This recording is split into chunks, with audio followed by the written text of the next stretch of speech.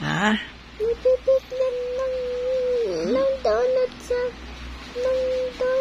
akin. Binilang ka ng donut ni Mami. O, ganun kakain ng donut, matamis yun. Huwag ka na rin bibili ng gami, ha?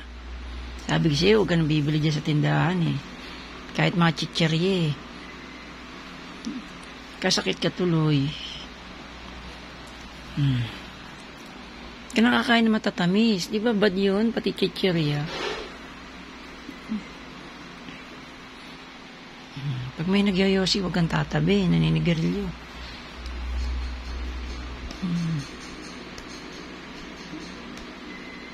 Pilitin mo uminom ng gamot.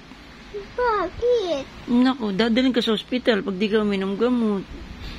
Ang gamot doon, dito't pinapadaan, tutusukan ka rito sa braso. Masakit yun.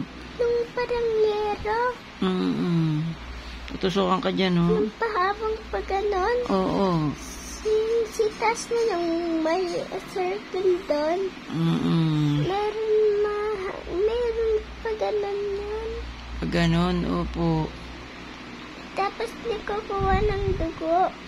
Opo, kuha na ka ng dugo. Tutusukan ka rito. Kaya uminom ka na ng ha, pag binigyan ka namin gamot. Pilitin. Ganon talaga na.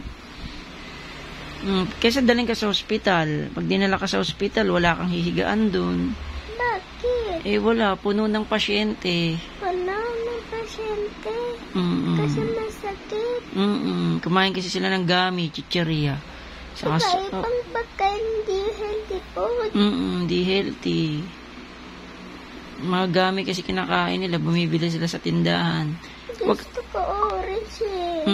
Kaya huwag ka nang bibili sa tindahan. Lahat na nabibili mo doon, hindi healthy.